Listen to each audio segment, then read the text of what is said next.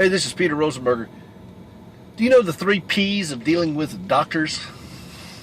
You know, a lot of people ask me, how do you deal with doctors? Well, what are some of the tips that you would have on dealing with a doctor? When I first started this journey, way back a long time ago, when I was just a young lad, I was 22 years old, and I met my wife's surgeon for the first time. She'd already had 20 operations by that point from her wreck in '83. And I didn't have any experience around doctors much, and I kind of, like a lot of people did, felt like they were right up there with God. And there are plenty of doctors that wanted to help reinforce that belief too. Believe me, there are. Now flash forward,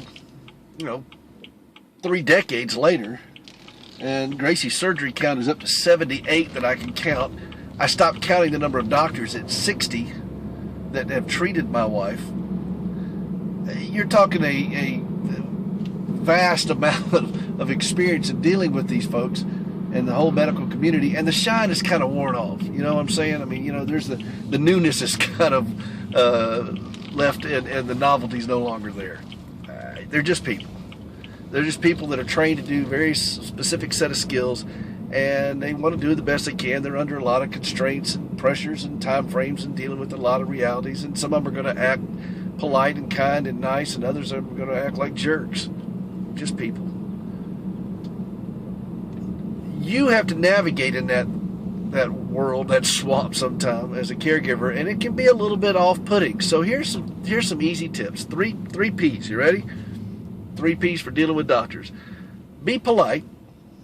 You do not need to get up in their business to get things done. You can be polite, but be firm. Okay? Polite but firm.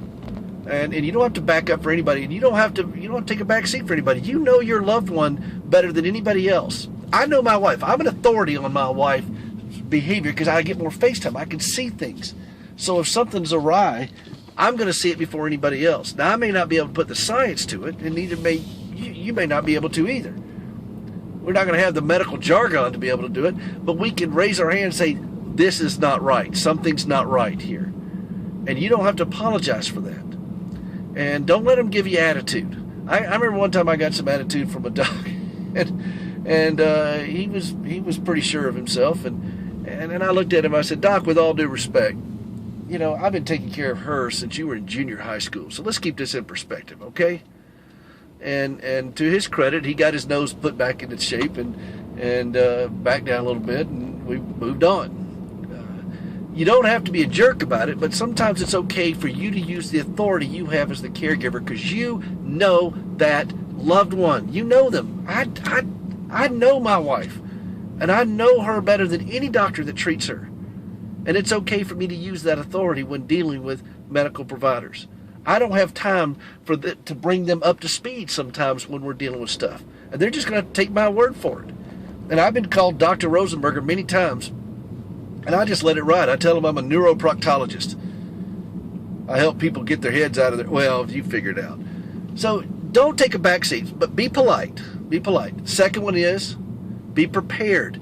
Don't just show up not knowing what you're going to ask for or what needs to be addressed or whatever. Write them down. I've got an app that I built for caregivers. CareKit app. CareKit, CareKit app. It's in the App Store, and you can go out to carekitapp.com.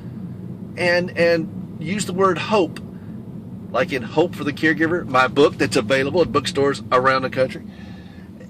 Use it and get it for free for a month and try it out and see if it works, because it helps you be prepared for a lot of the things that you're doing.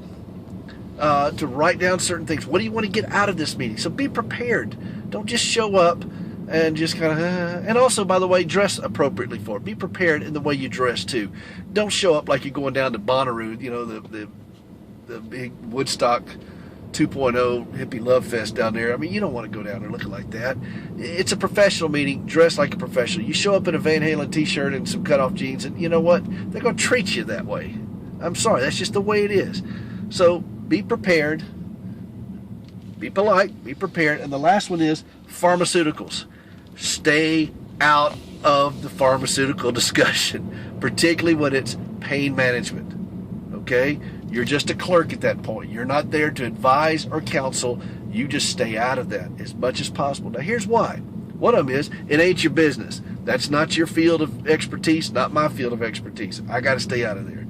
But the other thing is, part of the diagnostic process when dealing with somebody's on a lot of pharmaceuticals and so forth, the doctor has to see how that patient interacts, how they respond or don't respond. And we caregivers tend to be articulate, real fast-paced and all that, and we can get in and out real quick. And it frustrates us if our loved one is having a hard time articulating things. But that's part of the process of a doctor seeing what's going on with them. Don't rob them of that opportunity. And if it frustrates the doctor, that's the doctor's problem, not yours. You're not getting paid to do this. It's not your job. Let people do their job and stay out of it. Just because you have an opinion doesn't mean it needs to be inserted, particularly when it comes to pharmaceuticals. They've got to be able to experience their own experience with this thing, and so does the doctor. So be polite, be prepared, and stay out of the pharmaceutical discussions. And those are just some simple tips. And if you have any questions, call the show. You know, I have a show that you can call in, 615-737-9522 on 1510 WLAC every Sunday afternoon. I give so much, I ask for so little. Look, I'm here to help. So I hope this has been helpful to you. We'll see you next time. This is Peter Rosenberger.